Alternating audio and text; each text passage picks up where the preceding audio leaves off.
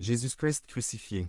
Éphésiens 4, 13 jusqu'à ce que nous parvenions tous à l'unité dans la foi et dans la connaissance du Fils de Dieu. Colossiens 2, 2 Je m'efforce de vous encourager de cœur et d'être unis dans l'amour, afin que vous puissiez acquérir toutes les richesses de la pleine compréhension, afin que nous puissions connaître le mystère de Dieu, c'est-à-dire du Christ, en qui sont cachés tous les trésors de la sagesse et de la connaissance. 2 Pierre 1, 2 Grâce et paix vous soient données en abondance par la connaissance de Dieu et de Jésus notre Seigneur. 2 Pierre 1, 8 Car si ces qualités abondent en vous, elles vous empêcheront d'être inutiles et improductifs dans la connaissance de notre Seigneur Jésus-Christ. 2 Pierre 3, 18 Mais grandissez dans la grâce et dans la connaissance de notre Seigneur et Sauveur Jésus-Christ. À lui la gloire maintenant et pour toujours. Amen. Jésus-Christ le médiateur et Timothée 2, 5 Entre l'infini et le fini. Il doit être une personne infinie, c'est-à-dire un vrai Dieu. En même temps, une personne finie, c'est-à-dire un homme véritable. Matthieu 11, 27 Mon Père m'a tout donné. Personne ne connaît le Fils, si ce n'est le Père, et personne ne connaît le Père si ce n'est le Fils et ceux à qui le Fils choisit de le révéler. Devenez membre de la chaîne et soyez un instrument de la parole de Dieu. Ne manquez pas cette opportunité d'avoir un impact sur des vies. Cliquez maintenant sur le lien dans la description et aidez-nous à diffuser la parole de Dieu. 4 obstacles qui nous empêchent de grandir spirituellement par Barnabas Park. Résumé. 4 obstacles qui nous empêchent de grandir spirituellement ne pas naître de nouveau, ne pas se nourrir de la parole de Dieu, ne pas pratiquer ce que vous écoutez, et apprenez, l'en à entendre, ne pas être dans une véritable relation avec d'autres frères et sœurs. Recherchez le Seigneur pendant qu'il peut être trouvé. Ésaïe 55, 305. La Bible est pleine de merveilleuses invitations gracieuses. Isaïe 55 commence par un appel aux assoiffés à venir aux eaux. Ceci afin d'étancher, non pas une soif physique, mais une soif spirituelle.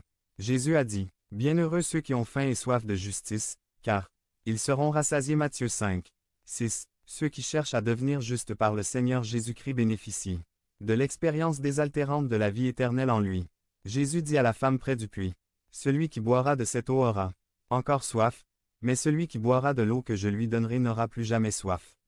Mais l'eau que je lui donnerai deviendra en lui une source d'eau qui jaillira en vie éternelle. » Jean 4, 13 à 14. Si la foi éveille un besoin dans notre âme, c'est vers Jésus que nous devons nous adresser pour satisfaire ce besoin. Alors nous recevrons le Saint-Esprit, et non seulement étancherons notre propre soif et trouverons notre repos en lui, mais nous deviendrons également des canaux de sa bénédiction pour d'autres âmes dans le besoin. Alors que l'eau était symboliquement versée lors de la fête des tabernacles, Jésus se tenait dans le temple et criait, « Si quelqu'un a soif, qu'il vienne à moi et qu'il boive. » Jean 7, 37. De quoi avons-nous besoin pour acheter cette eau du salut? Rien du tout. C'est un don gratuit du Dieu vrai et vivant. Tout le rafraîchissement spirituel dont nous avons besoin, symbolisé par l'eau, le vin et le lait, est à nous sans argent et sans prix. Nous avons juste besoin de demander à Dieu le pardon de nos péchés par le Seigneur Jésus-Christ. Cela ne nous coûte rien, car Jésus a payé le prix total de la pénalité pour nos péchés lorsqu'il a donné sa vie à notre place sur la croix du Calvaire. Là, il a connu la douleur et la souffrance, et il a même crié dans sa propre angoisse. J'ai soif. Jean 19, 28. Il est dans la nature de l'homme d'accomplir un travail pénible en faveur de sa religion. Nous cherchons à établir notre propre justice en essayant de nous abstenir du mal qui surgit si naturellement dans nos cœurs. Nous cherchons à effacer nos propres péchés en faisant de bonnes actions. Tout cela consiste à dépenser de l'argent pour ce qui n'est pas du pain, et notre salaire pour ce qui ne rassasie pas. Le prophète Isaïe s'écrie ailleurs, « Je publierai ta justice et tes œuvres, car elles ne te serviront à rien. » Isaïe 57, 12. Le même prophète nous avertit, « Nous sommes tous comme une chose impure, et toutes nos justices sont comme des haillons souillés. » Ésaïe 64, 6, 306. Nous sommes encouragés à manger de la vraie nourriture spirituelle, qui consiste à participer aux bienfaits du salut trouvé uniquement en Jésus. Alors nous aurons une abondance de tout ce qui est bon pour les âmes éternelles et qui ne mourront jamais. Que devons-nous faire? Nous devons écouter et entendre ce que le Seigneur nous dit. Avec nos oreilles physiques, nous écoutons l'Évangile dans la lecture et la prédication de la Sainte Bible de Dieu. Bienheureux est l'homme qui écoute la sagesse et qui entend les paroles tranquilles des sages. Bienheureux ceux qui ont le privilège d'entendre les paroles de Jésus et son appel à leur cœur. Nous devons venir à Dieu par notre Seigneur Jésus-Christ, en nous repentant de nos péchés et en acceptant le don gratuit de son amour. Il conclut une alliance avec ceux qui viennent à lui, leur accordant la vie spirituelle et éternelle. Les prophètes enseignaient que le seul moyen sûr de salut passait par un certain descendant du roi David d'Israël. Ce descendant est notre Seigneur Jésus-Christ, qui est venu appeler Israël à la repentance et pourvoir au salut de toutes les nations de la terre. Les gens de tous les pays affluent vers lui comme le seul sauveur des pécheurs, et ainsi il glorifie Dieu le Père. Nous sommes exhortés à chercher l'Éternel, pendant qu'il peut être trouvé. Si nous le cherchons de tout notre cœur et de toute notre âme, nous le trouverons. Alors il fera pleuvoir sur nous la justice, nous rendant justes par le Seigneur Jésus-Christ. Il apportera la vie à la terre stérile de nos cœurs. Il nous protégera au jour de sa colère, contre un monde qui l'a refusé. Si nous recherchons l'Éternel, nous serons certainement satisfaits. Il n'est loin d'aucun d'entre nous. Quand devrions-nous le chercher? Nous devrions le chercher pendant qu'il peut être trouvé.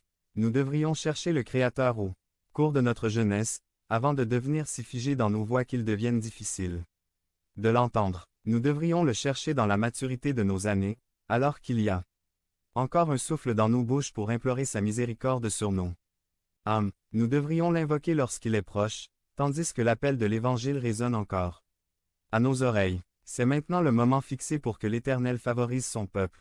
Ne remets donc pas à demain ce que tu dois faire aujourd'hui. Nous devrions le prier à un moment acceptable. Nous devrions rechercher son salut, en ce moment même, alors qu'il est proche de nous aider. L'apôtre Paul dit, « C'est maintenant le temps accepté. Voici, c'est maintenant le jour du salut. 2 Corinthiens 6, 2. En entendant sa voix aujourd'hui, nous ne devons pas endurcir notre cœur ni le provoquer, mais répondre positivement à l'appel de l'Évangile. Il nous est demandé d'abandonner le péché. Si nous essayons de dissimuler nos péchés et prétendons qu'ils n'existent pas, nous échouerons. Si nous confessons nos péchés, Dieu aura pitié, nous pardonnera nos péchés et nous purifiera de toute injustice. Nous ne devons plus marcher dans la voie du mal, ni entretenir des pensées injustes. Nous devons nous tourner vers notre Seigneur miséricordieux, vers le vrai Dieu, qui pardonne abondamment les péchés de son peuple grâce aux richesses infinies de sa grâce. Ses pensées ne sont pas nos pensées, et nos voies ne sont pas non plus ses voies. Ses voies sont insondables. Elles sont indécelables.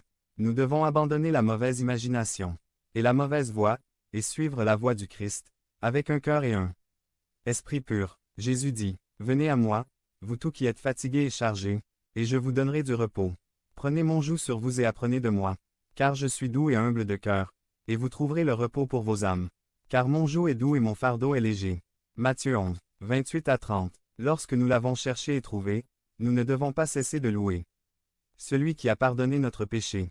Dans l'imagerie biblique, non seulement tout ce qui respire loue le Seigneur, mais aussi les arbres battent des mains et les collines se réjouissent. Toute la création, animale, végétale et minérale, loue le Seigneur. L'humanité rachetée ne devrait donc pas s'en exempter. Devenez membre de la chaîne et soyez un instrument de la parole de Dieu. Ne manquez pas cette opportunité d'avoir un impact sur des vies. Cliquez maintenant sur le lien dans la description et aidez-nous à diffuser la parole de Dieu. 5e dimanche de Pâques, fête des mères par Paul Andrew. Résumé. Le thème que je vous présente aujourd'hui est le suivant. Notre propre sanctification est proportionnelle au degré d'effort que nous consacrons pour que les autres grandissent également dans la sainteté. 5e dimanche de Pâques 5a.